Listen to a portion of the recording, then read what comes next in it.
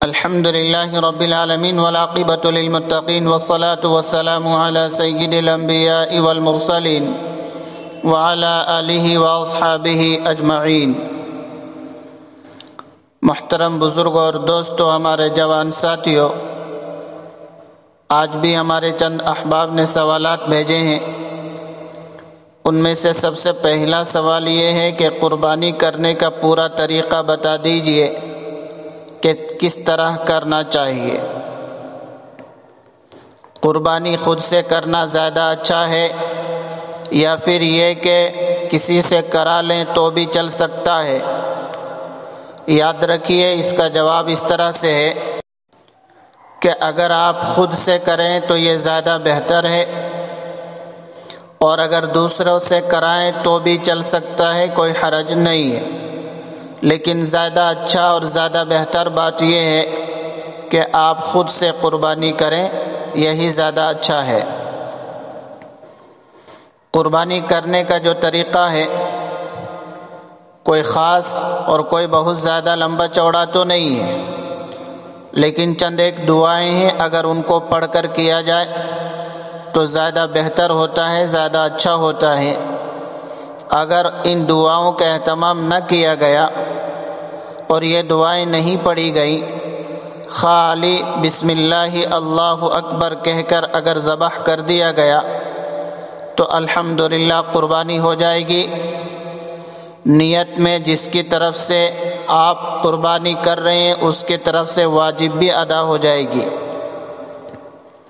لیکن ان دعاؤں کا پڑھنا زیادہ اچھا مانا جاتا ہے، زیادہ بہتر مانا جاتا ہے۔ اب تفصیل سے سنیں آپ۔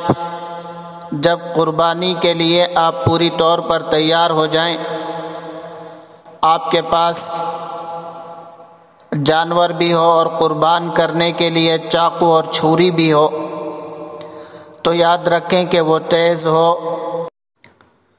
اگر تیز نہیں ہو تو اس کو تیز بھی کر لیں، لیکن جانور کے سامنے تیز نہ کریں۔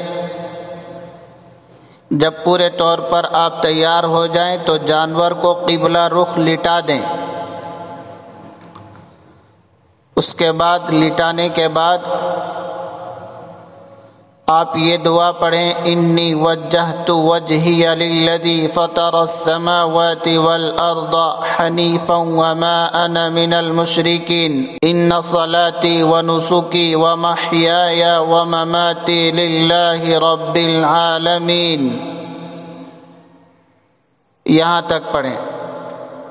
یہ سورہ انعام کی آیت نمبر 166 167 ایسا ہے۔ سورہ انعام کی بہرحال سورہ اعراف سے پہلے کی آیتیں ہیں، یہ آپ دیکھ بھی سکتے ہیں قرآن شریف میں اور ان کو یاد کر سکتے ہیں۔ یہ دونوں آیتیں پڑھنے کے بعد اللہم منک ولک بولیں، اللہم منک ولک پڑھنا ہے۔ پھر اس کے بعد بسم اللہ اللہ اکبر کہہ کے جانور ذبح کرنا ہے۔ جب آپ پورے طور پر جانور ذبح کر لیں اور ذبح سے فارغ ہو جائیں تو اب آپ کے لیے یہ دعا پڑھنا مسنون ہوتا ہے، زیادہ بہتر مانا جاتا ہے۔ وہ دعا ہے، اللہم تقبلہ منی کما تقبلت من حبیبک محمد وخلیلک ابراہیم علیہم السلام۔ اس طرح سے آپ دعا پڑھ لیں، آپ کی قربانی مکمل طور پہ ہو گئی ہے، اور جو مسنون طریقہ تھا وہ آپ نے ادا کر لیا ہے۔ ایک جملہ یہاں پر آپ سمجھیں، جب آپ آخری دعا پڑھیں اللہم تقبلہ منی والی، جو ابھی میں نے آپ کو آخری میں پڑھ کے سنایا، وہ والی دعا پڑھیں گے تو اللہم تقبلہ منی کا ترجمہ یہ ہوتا ہے کہ اے اللہ آپ اس کو میری طرف سے قبول فرمائیے،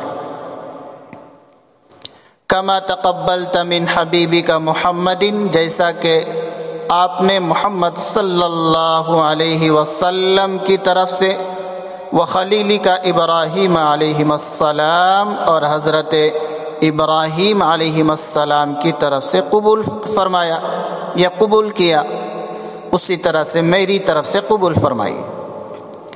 تو اب ترجمے سے ہی اب سمجھ میں آتا ہے کہ جو انسان اپنی قربانی کر رہا ہے تو اسے چاہیے کہ اللہم تقبلہ منی کہے،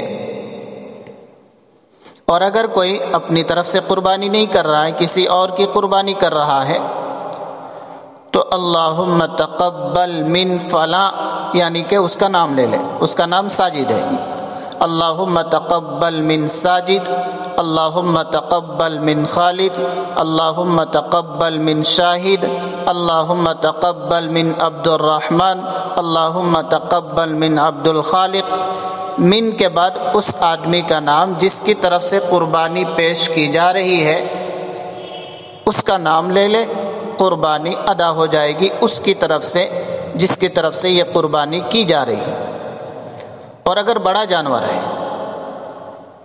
تو بڑا جانور میں چونکہ 7 آدمی ہوتے ہیں، 7 حصے ہوتے ہیں، تو ان کا کیا کریں؟ اللہم تقبلہ من، اب 7 کا نام لیں من کر کے، من ساجد، من خالد، من عبد الرحمن، من عبد المالک، من عبد البارئ، بن عبد المصور، بن عبد الخالق، اس طرح سے آپ 7 کا بھی نام لے لیں۔ یہ نام لینا کافی ہو جائے گا اور سب کی طرف سے وجوب کی ادائیگی ہو جائے گی، سب کی طرف سے واجب ساقط ہو جائے گا۔ اپنی طرف سے ہو تو منی کا لفظ استعمال کریں گے، اور اگر کسی دوسرے کی طرف سے اور کوئی دوسرا قربان کر رہا ہے، کسی اور کا جانور قربان کر رہا ہے، تو من لگا کر کے اس کا نام لے لینا کافی ہو جاتا ہے۔ میں نے شروع میں ہی عرض کیا کہ اگر یہ دعائیں کسی کو یاد نہ ہو تو صرف بسم اللہ اللہ اکبر کہہ کر ذبح کر لینا یہ کافی ہو جاتا ہے، لیکن اگر یہ ان دعاؤں کا اہتمام کر لیا جائے تو اور زیادہ اچھی بات ہے اور زیادہ بہتر بات ہے۔ اللہ رب العزت ہم آپ کو سنت کے مطابق اپنی قربانی پیش کرنے کی توفیق عطا فرمائے، آمین۔ السلام علیکم ورحمۃ اللہ وبرکاتہ۔